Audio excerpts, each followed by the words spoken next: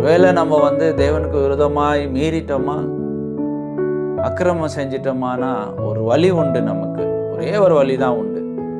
என்ன வழி அப்படின்னா, முழங்கால் படிட்டு என் மேல் இரக்கமாயிரும், என்னை சுத்திகரியும், என்னை கழுவும், அசுத்தாயிட்டேன், என் உள்ள அசுத்தாயிருச்சு, என் மனுஷ அசுத்தாயிருச்சு, என் எண்ணங்கள் அசுத்தமாயிருச்சு, அது என்னை ஏதோ ஒன்று செய்து கொண்டிருக்கிறது, எனக்கு இரிட்டேட்டிங் ஆகுது, அனீசி ஆகுது. ஆண்டவரே என்னை சுத்திகரியும், மிகுந்த இரக்கம், அன்பு, தயவுனால சுத்திகரியும் என்று நீங்கள் கேட்டீர்களா, நிச்சயமாவே பாவியாகி என் மேல் கிருபையாய் இறங்கும் என்று ஒருவன் என் மேல் கிருபையாய் இரும் என்று இந்த பரிசேயன் ஜெபித்தானே. அப்படி ஜெபிக்கும் போது நாம் நீதிமானாய் ஆண்டவருடைய சமூகத்தில் காணப்படுவோம். கர்த்தர் உங்களை ஆசீர்வதிப்பார்.